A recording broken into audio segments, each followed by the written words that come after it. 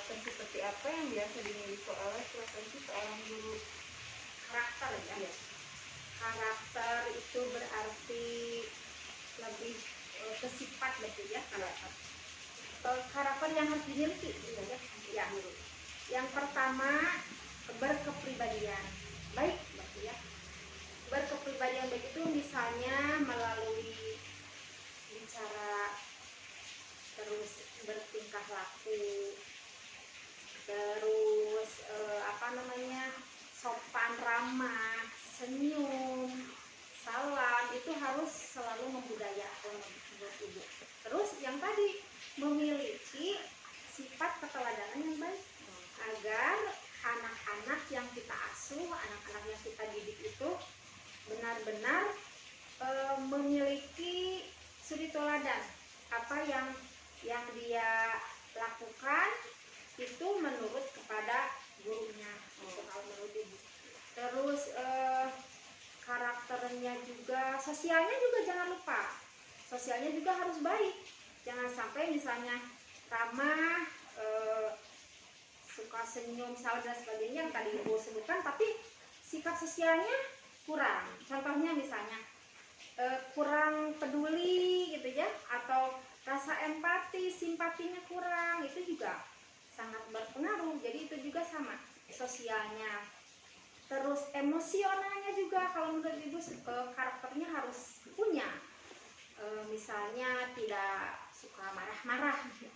Jadi boleh marah ya, tapi harus sesuai kondisi gitu. Jangan sampai kalau di kelas ini marahnya dari rumah dibawakan, itu tidak bagus gitu. Jadi harus seimbang. Karakter guru itu harus terpenuhi semua gitu. Apa yang dia ucapkan melalui gerak tubuh gitu kan, karakternya.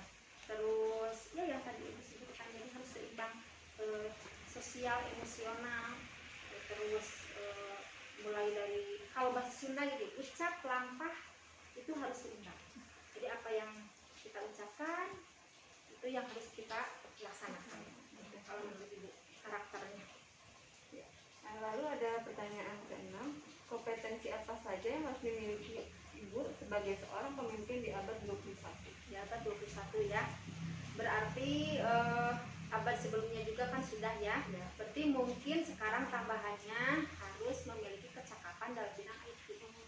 Kalau menurut ibu, karena kalau kita meskipun terbatas ya, karena rata-rata guru SD itu sekarang sudah senior, sudah mau menjelang pensiun. Jadi kalau misalnya dituntut penguasaan IT-nya misalnya seperti anak-anak generasi Z, generasi apa sekarang?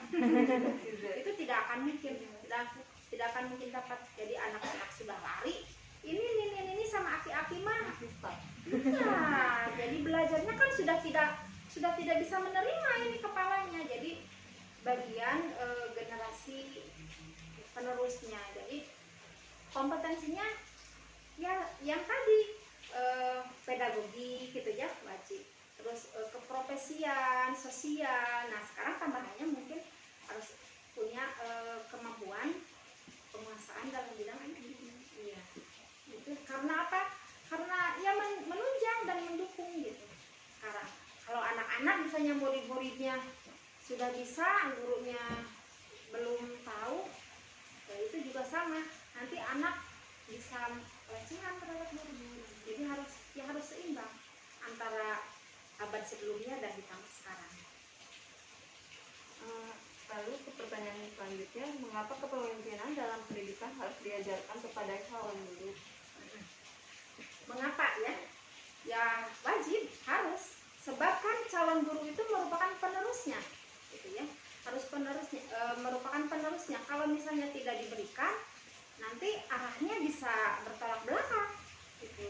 Makanya kenapa setiap satuan pendidikan perguruan tinggi memberikan memberikan waktu atau kesempatan kepada mahasiswanya untuk terjun ke lapangan. Ya untuk itu, untuk melihat seberapa jauh sih antara teori dan di lapangan dan praktek. Gitu. Jadi kalau misalnya calon gurunya tidak diberi kesempatan, mungkin akan bingung kalau menurut ibu. Karena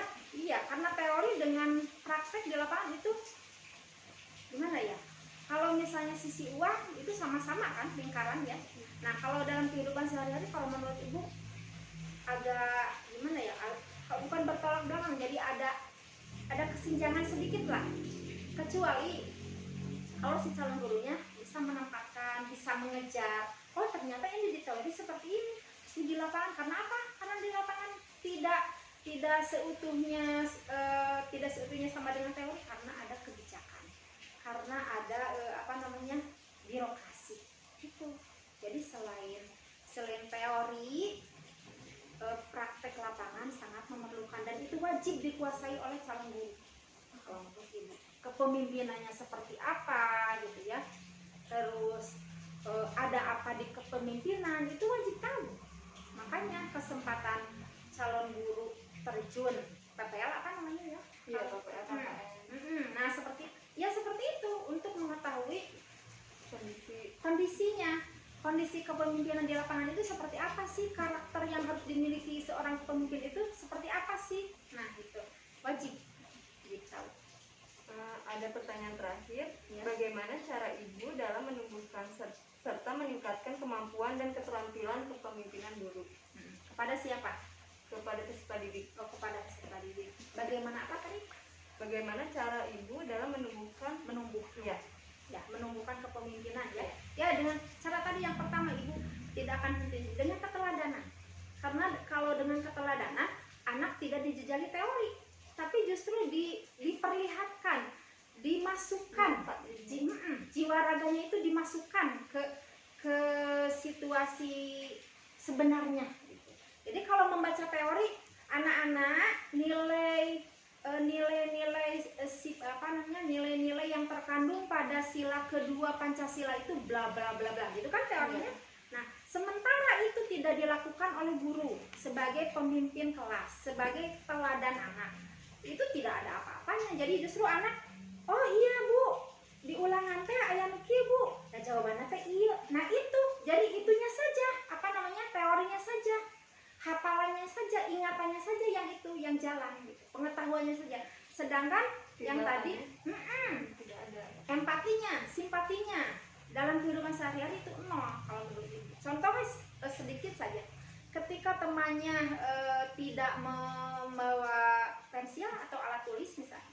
Nah kan kalau menurut sila kedua itu harus diberi pinjam kan. Tapi karena sifat anaknya tidak ada keteladanan baik di rumah maupun di sekolah, ya acuh saja ini pensil aku gitu kan, yang diberikan oleh orang tua aku. Nah itu jadi keteladannya harus tersentuh, sampai tersentuh. Si anaknya harus sampai tersentuh sehingga anak bisa tumbuh rasa kepemimpinannya, terus rasa solidaritasnya gitu. Kalau menurut ibu begitu. Jadi yang pertama itu keteladanan. Kemudian yang kedua, dibentuklah kegiatan-kegiatan atau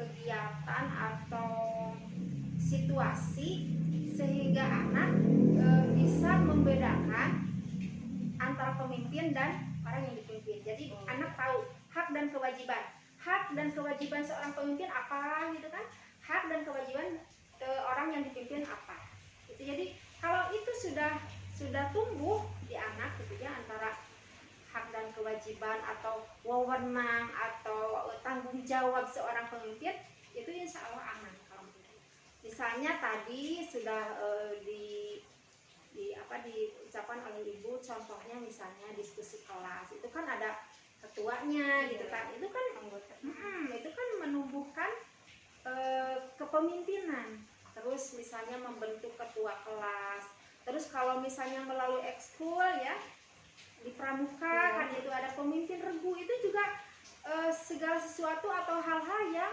menumbuhkan sifat kepemimpinan. Kalau menurut ibu caranya seperti itu menumbuhkannya. Mungkin segitu saja pertanyaan dari saya. Ya. Terima kasih ibu atas waktunya. Iya, sama-sama.